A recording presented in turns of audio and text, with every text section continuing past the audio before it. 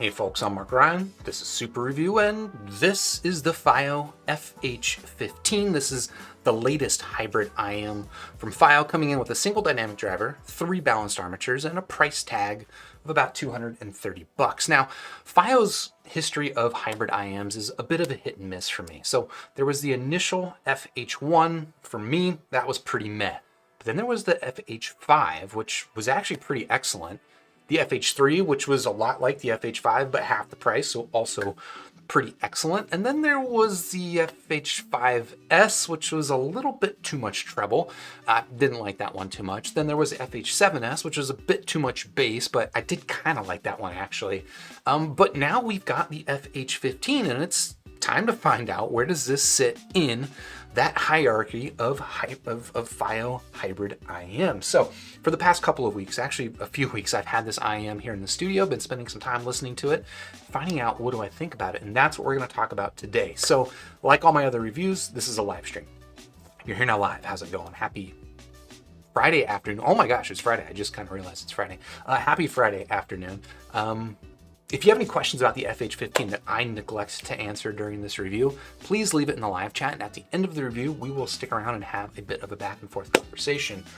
But I guess until then, a quick shout out to Fiio for sending in the FH15 for review. If you want to check it out, I do have links in the description. But with that out of the way, let's dive to the table and start talking about the physical stuff. We'll talk about what comes inside the box, the form factor, build quality, what it feels like to fit, and then we'll get into talking about the sound in a little bit. So first of all, the box. I don't know, do you care? It's a nice looking box. Fiio does nice boxes. They do maybe some of the nicest boxes in the business, if I'm perfectly honest. And they also do, I don't know, just some of the best accessory spreads in the business, as you can kind of see from everything here on the table. Yes, all of this comes in the box of the FH15. What do we get? Where do we start? Okay, there's this little hard carry case. Actually, I shouldn't call it little because it is quite large. If I'm honest, like, this is larger than I would use, but if you're just looking for a place to store all your stuff, and there is a lot of stuff here to store, it is nice that they include that, and obviously it is pretty sturdy. Sturdier than your average IEM case, that's for sure. On top of that, you get obviously a plethora of ear tips. In fact, probably more ear tips than you need, but I don't know, you're gonna find the perfect fit for you. And that's honestly what having a nice selection of ear tips means for me. Fiio does, I don't know if it comes across here, you know, they say that, like, these are the balanced ones, these are the bass ones, these are the vocal ones. I wouldn't pay too much attention to that, because what it's gonna do in your ear is gonna be kind of up to your ear. But nevertheless, it is nice to have different fitting ear tips, because how it fits your ear is going to be a big factor, and not all ear tips fit the same. So it's nice to have that selection. I also really do like these little carry cases that Fiio makes for their ear tips. I wish they would sell these things separately. I asked them to. They said they would. They haven't yet. So let's keep up the pressure on them to sell this case, because I want a bunch of these things. There's even an extra set of tips here that don't even fit in the case, which is, I guess, nice. Again, just a lot of tips, a lot of selection, and I think that's good. On top of that, they include this, which might not be obvious what it is, but this is a tool that's going to help you remove MMCX cables, right? Sometimes, you know, some people have a little bit of difficulty with that, and having a little tool for that, you know, doesn't hurt. And then if there is a bit of a cleaning brush, or you can maybe use it to do your makeup, depending on what you need at the moment. Apart from that, I guess I will cover this real quickly, and we'll talk about these a little bit more later. But these are tuning nozzles, right? So the nozzles here on the Fiio FH15, they screw off, and you can screw these onto, add either a little bit more bass, a little bit more treble, or give it sort of the balanced sound. And again, we'll talk about more about how those things actually affect the sound when we talk about the sound. But with all that covered, let's go ahead and talk about now the physical form factor and the build quality on this IEM, starting with the cable, which I gotta say, Fio's getting really good at cables, okay? I mean, they've always made, like, nice quality cables, but they're starting to get, I think, like, the behavior down right. This one's maybe still a little bit on the stiff side, but it's really being nitpicky, because you can see laying it out, it does not store memory or anything like that. This is just a very nicely well-behaved, nicely appointed cable. In addition to, you know, behaving well, I think it looks really nice. Like, it's got this kind of a smoky color to it. Small hardware, which I like to see. It's got a functional chin cinch, which I like to see. And of course, it's got preformed ear hooks up top. And like we covered a little bit earlier, it's got MMCX connectors rather than 2-pin. Some people have a preference. I gotta be honest, I don't have a strong preference of MMCX versus 2-pin. Some people seem to think that MMCX is less reliable. In my experience, that's not necessarily the case. So I'm happy with it either way, but it is worth calling out if you do have a preference. And then the last thing I'll talk about with this cable that's worth calling out is that it's got swappable terminations. So if I unscrew this, I can now remove this 3.5 millimeter connector, come over here and grab this spare 4.4 millimeter connector, plug that in, screw this up, and then now I've got a 4.4 millimeter balanced headphone cable. And I like that for a couple of reasons. One, because I mean, not everybody wants a 3.5 and not everybody wants to have a balanced cable, so it's nice to have the option in the box.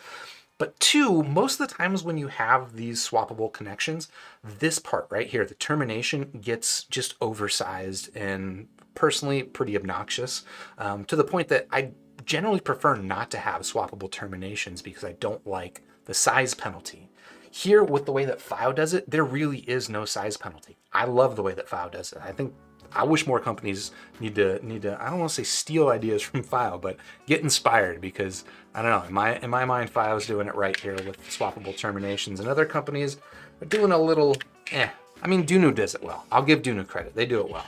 But pretty much everybody else, I don't really want their swappable terminations, if I'm perfectly honest.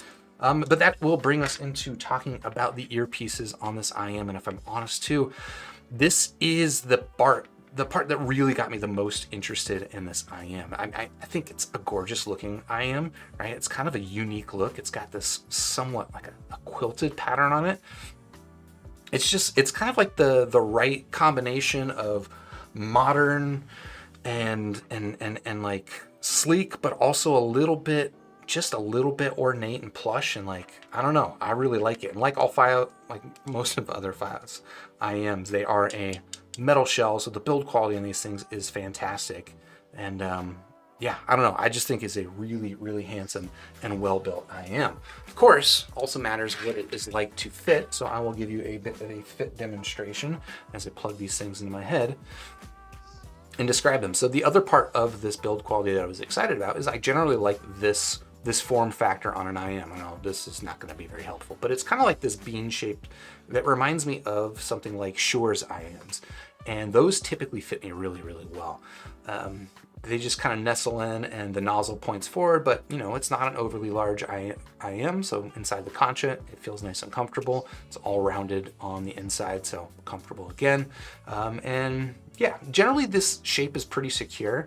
Although I will say, I don't know, maybe I just haven't fiddled enough with the tips on this. Maybe I need to do more tip rolling. But I would say that the fit security on this is just so for me. There's something about the way that the angle on the nozzle with my particular ear doesn't seem to be super compatible. It's not bad, but it's not quite up there with where I was hoping for, given this shell shape, which again, I generally quite like.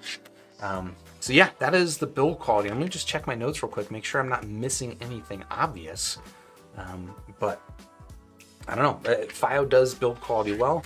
And again, if you're looking for accessories, you're not really gonna find anyone that does more accessories than Fiio. And I think even the quality on the accessories is also quite good. But that is going to lead us into talking about the sound here on the FH15.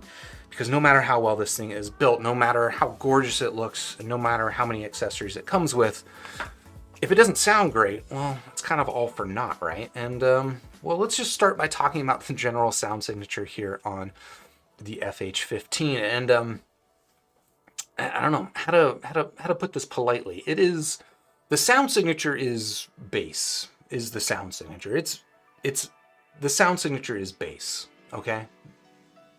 There's a lot of bass, and really no treble. Okay, just to kind of put this into context. All right, I talked about these tuning filters briefly up front.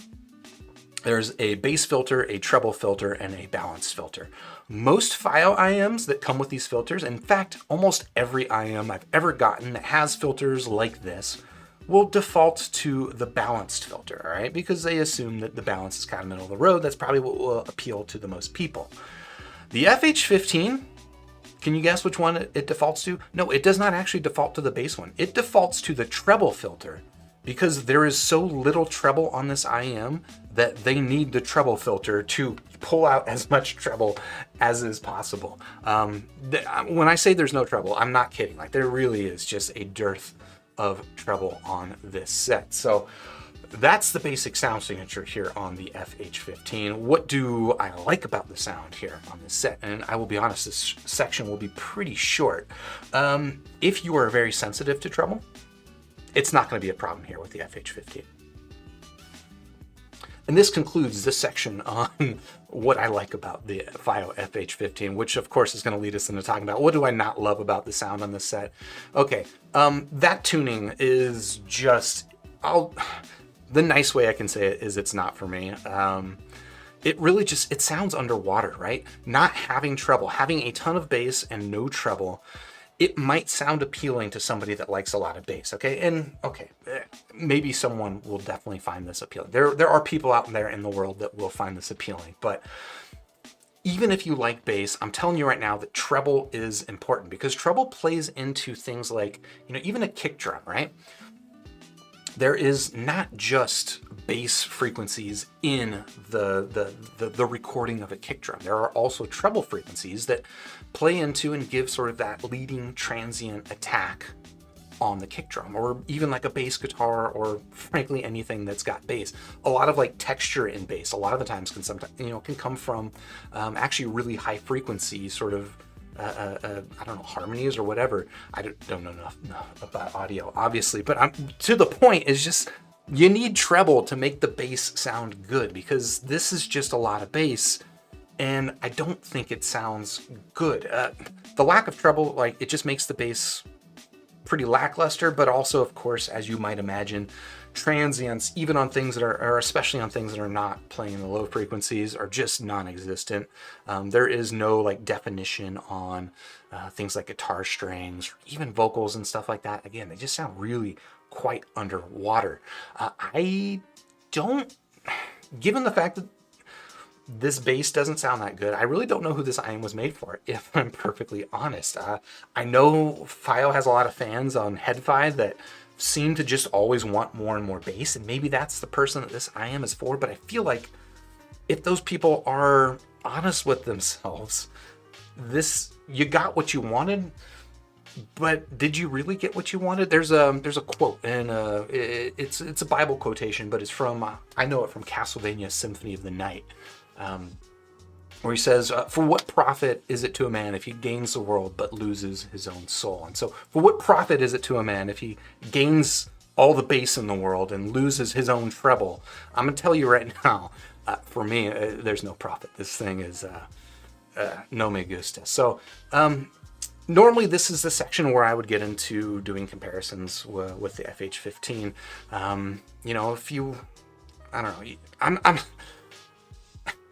it's kind of not worth it at this point, if I'm perfectly honest. Like, if you want a good bassy set for around this price range, I would recommend something like the Raptco Hook, okay?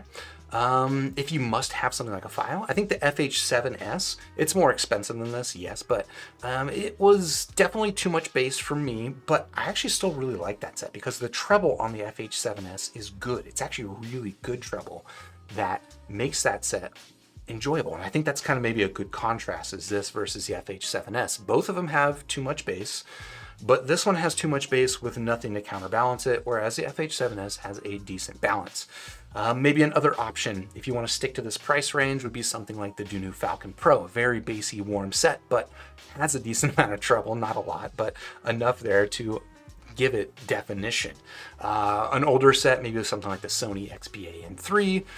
Honestly, even like Sennheiser's IE300, which is an IEM I don't love, even that IEM, frankly, I would rather listen to than the FH15. So, I don't know. That's gonna do it for my review here on the Fiio FH15. I really did want to like this one. Like, aesthetically, I think this thing's beautiful. And again, Fio's got some great hybrid IEMs in their history.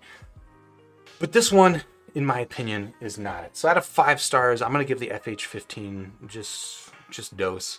But if you want to check it out, I still got it linked in the description down below. And while you're down there, if you found this video helpful, please hit the like button, subscribe to the channel, ding the YouTube bell, and I'll catch you on the next super review, unless you're here live, in which case hang out, and we'll continue this conversation. You tell me, do you think trouble is necessary?